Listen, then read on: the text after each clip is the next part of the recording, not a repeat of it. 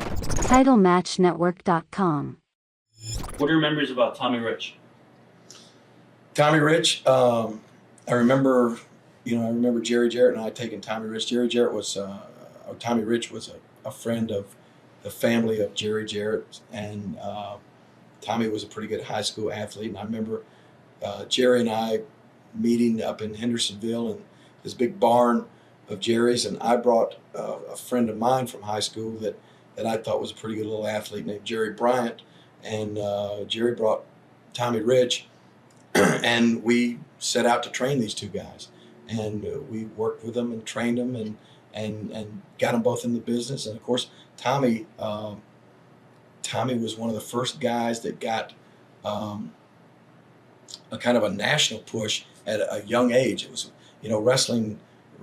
I really think up until Tommy Rich had featured more veteran guys as the stars. The older wrestlers. And Tommy, I think, was one of the first real young guys that got a big push, and of course did real well, had a lot of success. And then, I don't know, whatever's to blame, I think Tommy would probably admit that he didn't handle substance abuse real well, whether it be, I think mainly Tommy's problem was alcohol. And, I think it really hurt his career, and it certainly hurt his longevity in the business because, Tommy started way after I did and was a lot younger and really should still be around today and probably should still be a big star today. What was it like working with Austin Idol? I heard from a lot of people he was really difficult and, big ego. It was never difficult for me to work with Austin Idol.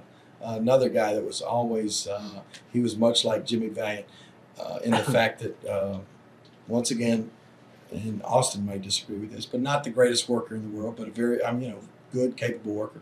But man, as far as the look and the interviews, he was as good as anybody. But I think Austin would probably tell you that, I don't know, I don't think lazy is the right word to use, but Austin just didn't, he was not that dedicated to the business that he wanted to devote his full time to it. He was Austin's big family man, wife and kid, and he I think the main thing was he just didn't want to be away from home that much, and lived in Pensacola, Florida. Still does to this day. Still looks great. I just saw some pictures of him not too long ago, and I'm sure could go right in the ring today and still perform as well as he ever did.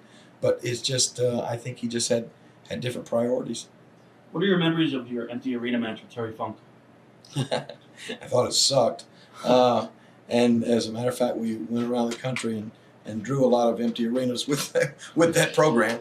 Now, I don't know. At the time, it's one of those things that at the time we thought it was great, and now when I look back on it, I go, I just cringe. And not because of Terry, because Terry's performance was great with the eye and all that sort of thing. But I just wish we had done a lot more. That was the opportunity to do the first. It was I guess a first of its kind anyway. But that was the opportunity to be a first ever hardcore match without having to worry about fan involvement or anybody else getting hurt or anything like that. And I feel we dropped the ball in the fact that we didn't do enough. We stayed in the ring a little bit. We fought outside. We went over into the chairs just a little bit, and then back up and broke the ring steps. And then, as Terry had a big jagged piece of wood and was trying to stick it in my eye in some kind of way, I don't know, a kick or whatever. But boom, hit Terry in the eye and the blood. And then his performance with my eye. That'll go down in history. Everybody, see, guys still today will pass me in the hallway in some arena and go, "Oh, my eye." Terry's just great. You never knew what he was going to do. But I just wish, on my end, that we had done more in that match.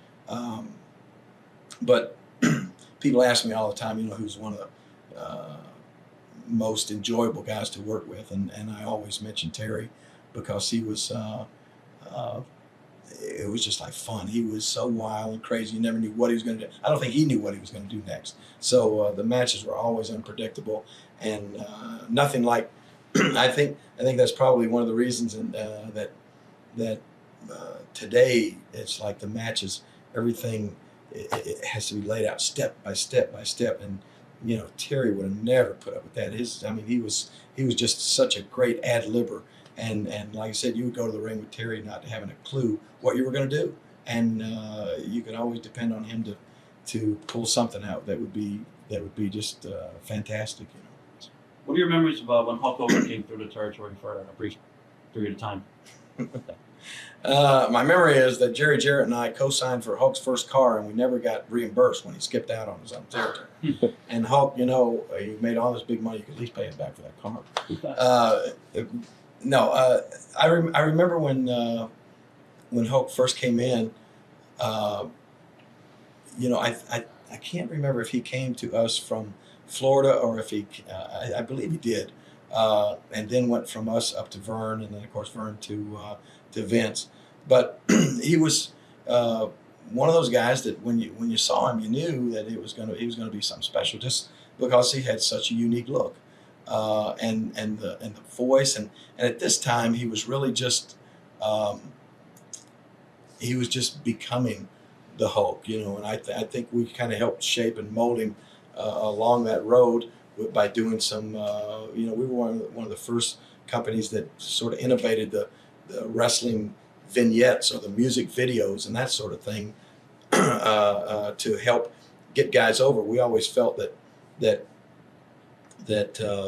you could do more than just have somebody beat somebody in the ring to help them get over with the people, and we did some really entertaining and great little videos on the Hulk. And at the time I was there, Memphis was a great place to work. You get a lot of work there, but it was not ever a place that you were going to make a lot of money at that time, and you had to really want to be there and want to improve your skill or whatever, and know that that's what you're going to get to do there, because you certainly weren't going to get rich there. There just weren't.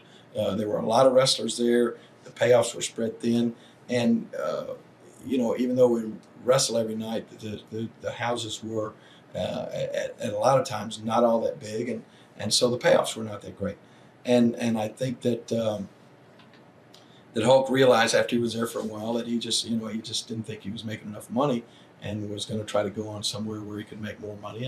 And then of course he went on up for Verne Gagne, and then came back through after he was the Hulk, and he and I had some pretty memorable matches then, and I like to think that I think that he would say that he probably learned a little bit working with me. We had some pretty good matches, and a lot of people knock Terry, but I can't knock the guy. He's probably the best self-promoter that has ever come along in this business, and that's what you have to be in this business to be successful. And nobody's done it any better than him, and he made a lot of money for himself, made a lot of money for other companies, and really helped bring a lot of attention to this business. All I can say is more power to him. Memories of working with Randy Savage. Randy Savage. Now Randy was. I always felt like I mentioned a lot of these guys now that are in the past that when I say, well, we're not great workers but had charisma and could make good interviews. Randy, I always felt like pretty much had it all. He was a very, very good worker, in-ring performer. Could make great interviews and had the look and had the charisma, and he and I had great matches. There was a little heat and animosity there. I think probably more so between Randy and Jerry Jarrett, and more between our companies than individuals, so to speak, because Randy and I, after he and his dad and his brother went into business for themselves up in Kentucky, and they ran a little outlaw promotion, so to speak, Is that sort of okay? like. Huh? IWA or IWA? Yeah, exactly. So, sort of like the little promotion that I started out for in West Memphis. Well, they did the same thing up in Lexington, Kentucky, and ran little small towns around that area, and we viewed them as like a thorn in the side and competition, outlaw wrestling. And we probably made it difficult on Randy, and they felt that we were they probably felt that they were no threat to us, and we were trying to put them out of business and that sort of thing. So there was some animosity there. And finally, I think the reality of it was it's very, very difficult and very costly to try to run a small promotion like that. And they just were about to go belly up simply because there was not enough money to keep going. And so they called us up and said, what about us trying to work together a little bit, and so or at least have this big inter-promotion rivalry between these two companies before they went out of business, and that's what we wound up doing. And in Lexington, still drew. I mean, we sold out Rupp Arena there because this was the local IWA going against the big established Memphis wrestling group, and their top star, Randy Savage, who had been knocking me on TV every week, going against the King. Do you want to get it? Yeah, it's pretty Stacey. Okay, we were talking about what? Savage and Randy Rupp Arena. Savage. Yeah, okay.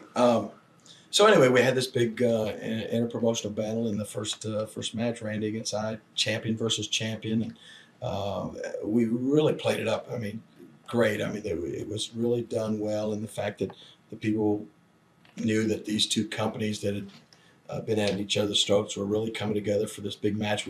We had two referees, one of their company's referees, one of our company's referees.